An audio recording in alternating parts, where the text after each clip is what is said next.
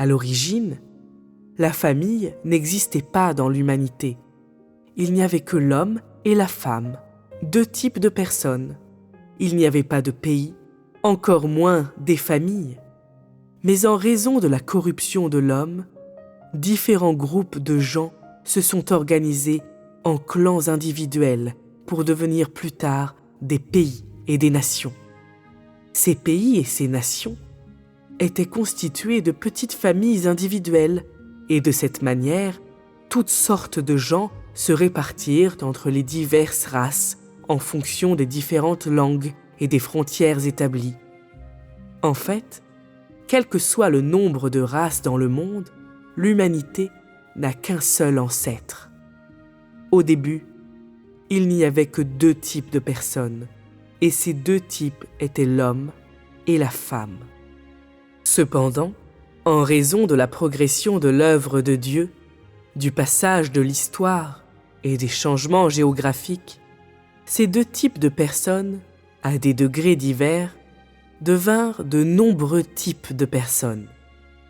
Finalement, indépendamment du nombre de races dont l'humanité est composée, toute l'humanité reste la création de Dieu. Peu importe à quelle race les gens appartiennent, ils sont tous ses créatures. Ils sont tous les descendants d'Adam et Ève. Même s'ils ne sont pas faits par les mains de Dieu, ils sont les descendants d'Adam et Ève que Dieu a personnellement créés. Peu importe à quel type de personnes ils appartiennent, ils sont tous ses créatures, puisqu'ils appartiennent à l'humanité qui a été créée par Dieu. Leur destination est celle que l'humanité devrait avoir, et ils sont divisés selon les règles qui régissent l'humanité. Autrement dit, les méchants et les justes sont, après tout, des créatures.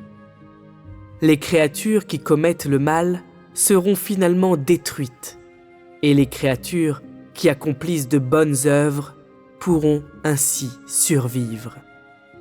Ceci est l'arrangement le plus approprié pour ces deux sortes de créatures. Les malfaiteurs ne peuvent évoquer leur désobéissance pour nier qu'ils sont la création de Dieu.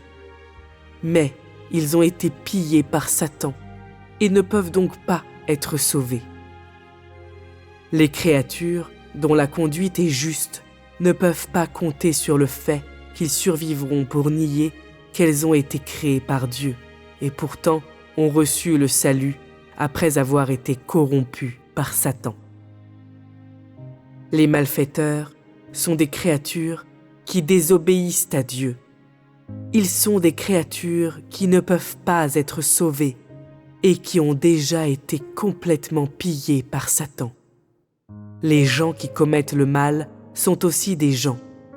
Ils sont des gens qui ont été corrompus à l'extrême et des gens qui ne peuvent pas être sauvés. Les gens de bonne conduite, étant donné qu'elles sont aussi des créatures, ont également été corrompus, mais sont prêts à se libérer de leur tempérament corrompu et sont capables d'obéir à Dieu. Les gens de bonne conduite ne débordent pas de justice. Au contraire, ils ont reçu le salut et se sont libérés de leur tempérament corrompu pour obéir à Dieu. Ils seront fermes à la fin. Mais cela ne veut pas dire qu'ils n'ont pas été corrompus par Satan.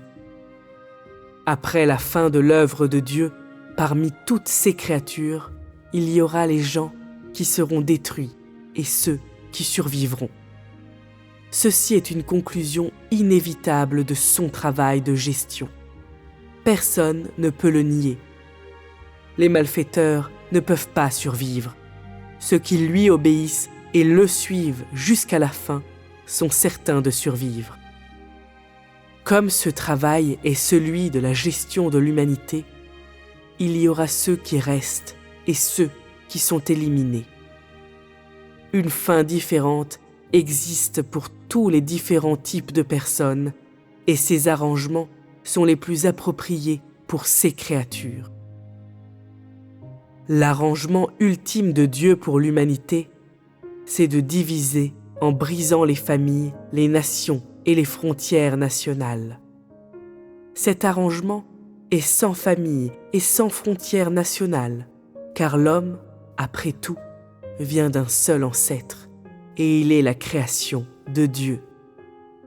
En bref, les créatures méchantes seront détruites, et les créatures qui obéissent à Dieu survivront. De cette façon, il n'y aura pas de famille, pas de pays, et surtout pas de nation dans le reste de l'avenir. Ce genre d'humanité est le type le plus saint. Adam et Ève ont été créés à l'origine pour que l'homme prenne soin de toutes les choses de la terre. L'homme était à l'origine le maître de toutes choses. L'intention de l'Éternel, en créant l'homme, était de permettre à l'homme d'exister sur la terre et aussi de prendre soin de toutes les choses sur la terre, car l'homme n'avait pas été initialement corrompu et également était incapable de commettre le mal. Cependant, après que l'homme a été corrompu, il n'a plus été le gardien de toutes choses.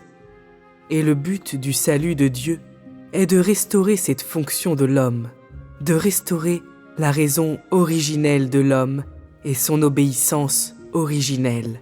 L'humanité en repos sera l'image même du résultat que son œuvre de salut espère atteindre. Bien que ce ne sera plus une vie comme celle dans le jardin d'Éden, son essence sera la même. Simplement, l'humanité ne sera plus son être non corrompu du début, mais plutôt une humanité qui a été corrompue et a reçu le salut. Ces gens qui ont reçu le salut à la fin, c'est-à-dire après l'achèvement de son travail, entreront dans le repos. De même, la fin de ceux qui ont été punis sera également révélée au dernier jour, et ils ne seront détruits qu'après l'achèvement de son travail. Autrement dit, après l'achèvement de son travail, ces malfaiteurs et ceux qui ont été sauvés seront tous révélés, car le travail de révéler tous les types de gens, qu'ils soient méchants ou sauvés, sera effectué pour tous simultanément. Les malfaiteurs qui seront éliminés et ceux qui peuvent rester seront simultanément dévoilés. Par conséquent, la fin de tous les types de gens sera dévoilée pour tous les types simultanément. Il ne permettra pas d'abord à un groupe de gens qui ont été sauvés d'entrer dans le repos avant de mettre de côté les malfaiteurs et de les juger ou de les punir graduellement. La vérité n'est pas vraiment comme cela.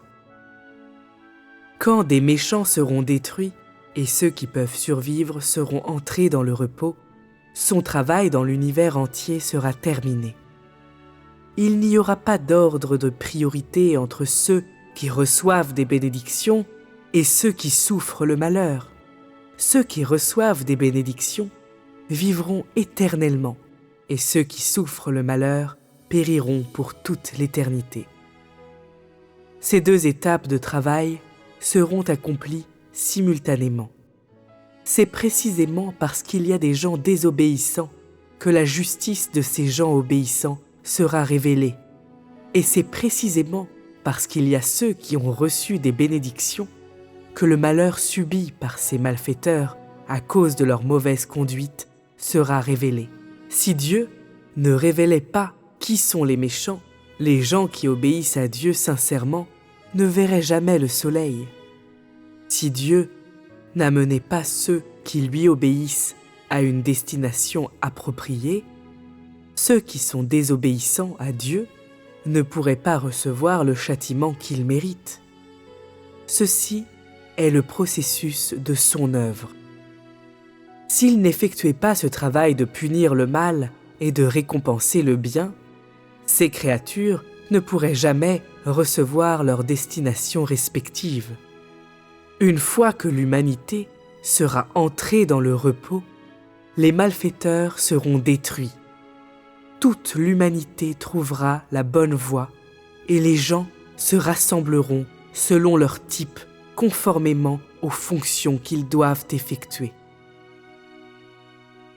Cela sera le jour de repos et la conclusion inévitable du développement de l'humanité.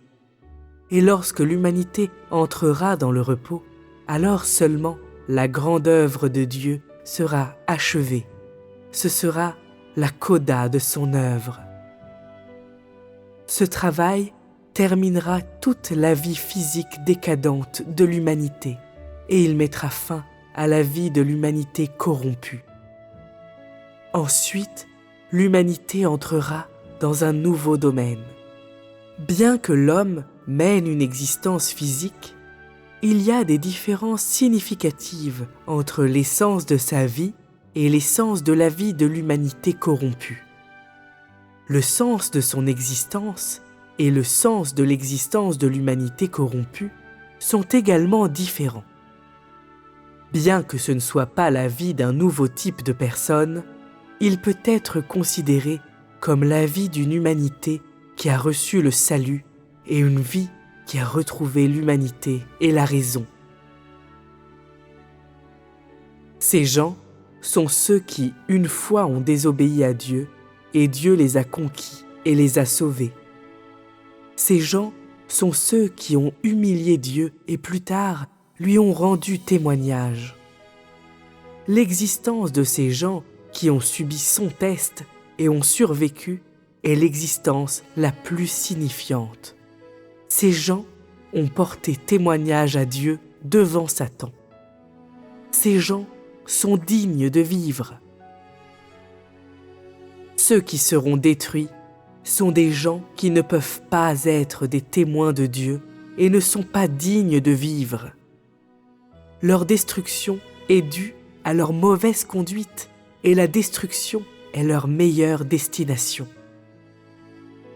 Quand l'homme entrera plus tard dans le bon domaine, il n'y aura aucune relation entre mari et femme, entre père et fille ou entre mère et fils, contrairement à ce que l'homme imagine.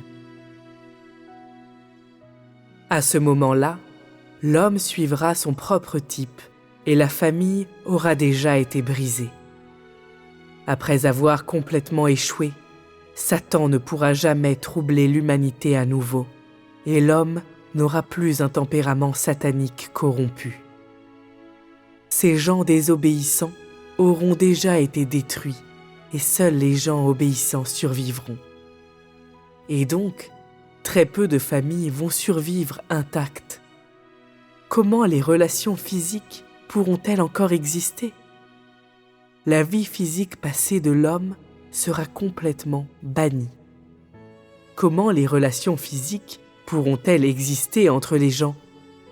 Sans tempérament satanique corrompu, la vie des gens ne sera plus l'ancienne vie du passé, mais plutôt une nouvelle vie. Des parents perdront des enfants et des enfants perdront des parents. Des maris perdront des femmes et des femmes perdront des maris. Les gens maintenant ont des relations physiques entre eux. Quand ils seront tous entrés dans le repos, il n'y aura plus de relations physiques. Seule une telle humanité sera juste et sainte. Seule une telle humanité adorera Dieu.